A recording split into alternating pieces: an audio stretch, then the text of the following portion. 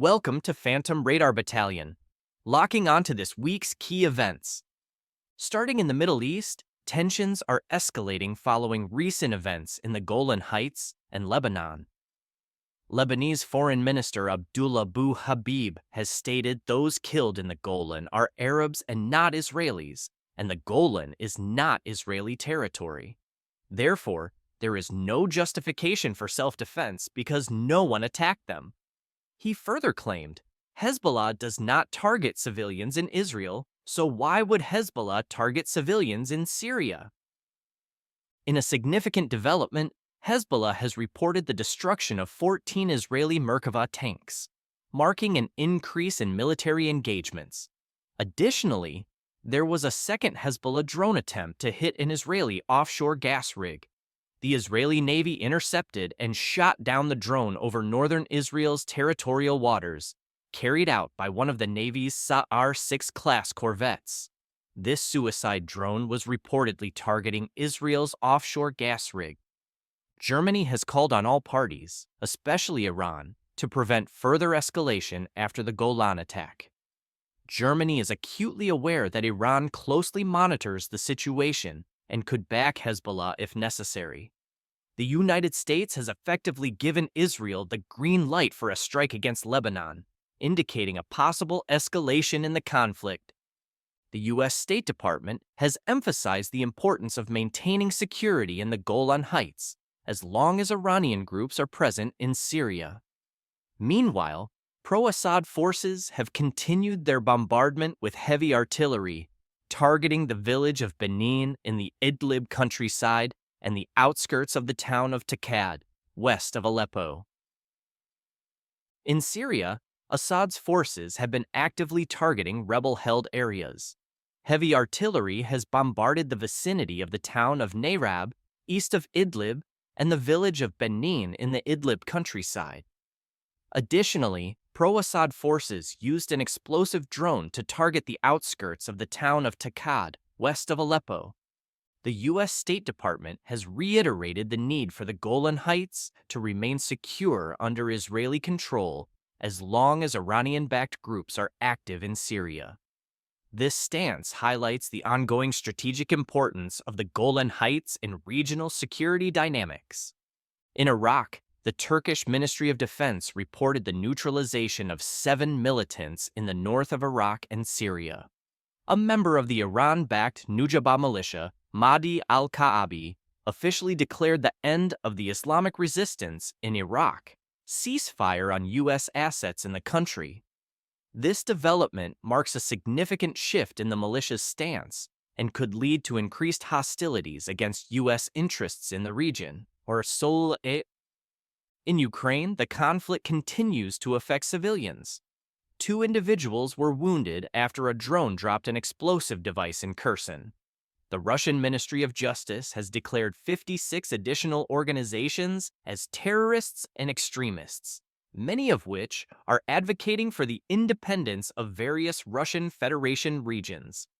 The White House has announced a $200 million aid package for Ukraine, including air defense interceptors, HIMARS artillery munitions, mortar rounds, and Javelin anti-tank missiles.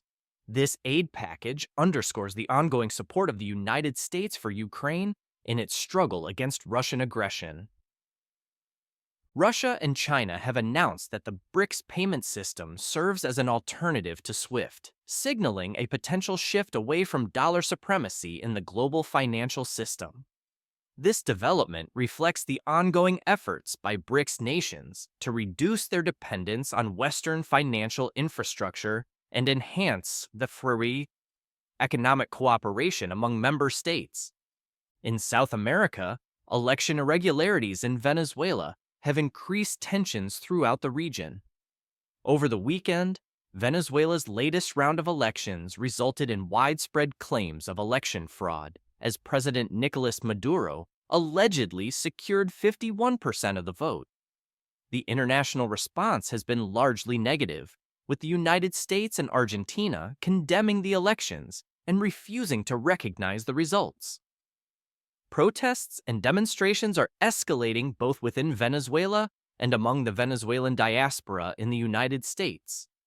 In Western Europe, the start of the Olympics in France has been overshadowed by several incidents, including a coordinated attack on rail logistical hubs.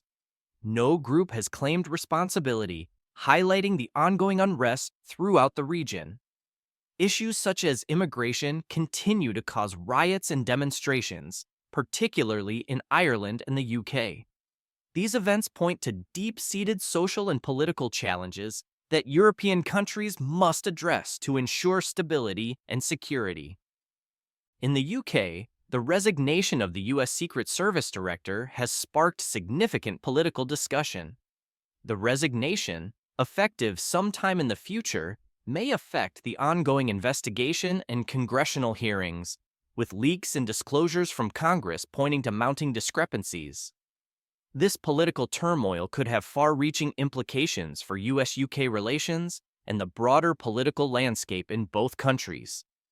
Furthermore, in the United Kingdom, a mass stabbing attack occurred in Southport this morning when an assailant entered a yoga studio and attacked a youth dance class. 2 children were killed, and 6 children and 2 adults remain in critical condition. The attacker, a 17-year-old, was apprehended at the scene. Details are still emerging, and authorities are investigating the motive behind the attack. On the environmental front, a crude oil spill from the Crescent midstream crude oil facility in Lafourche Bayou, Louisiana, has caused significant concern. The extent of the spill is still being assessed, and local authorities have requested residents to conserve water. Although officials claim no contamination has reached the adjacent water treatment facility, locals report significant environmental damage. On the home front, President Biden responded to comments by Speaker Johnson, who called the Supreme Court reform dead on arrival. Biden's retort was terse. "That's what he is," followed by "he is dead on arrival." Indications of potential Israeli combat operations in Lebanon are mounting. The U.S. Embassy in Beirut is preparing for possible unrest involving U.S. citizens, urging them to enroll in the STEP program and prepare to shelter in place if evacuation via commercial aviation is not available. Several airlines have already delayed or canceled flights into Beirut due to the risks of a widening conflict. Analysts suggest that the strategic situation in the Middle East is highly volatile, with Israeli ground operations in Lebanon appearing increasingly likely. Over the past few weeks, airstrikes from Israel and rocket strikes by Hezbollah have intensified in the Golan Heights, suggesting a de facto state of war. The international community is bracing for potential large-scale ground operations by Israel in Lebanon, which would be markedly different from the conflict in Gaza. Additionally, the ongoing geopolitical shifts, including the BRICS nations' efforts to establish an alternative to SWIFT, signify significant changes in the global economic landscape. The reduction of dollar dependence among major economies could have far-reaching implications for international financial systems.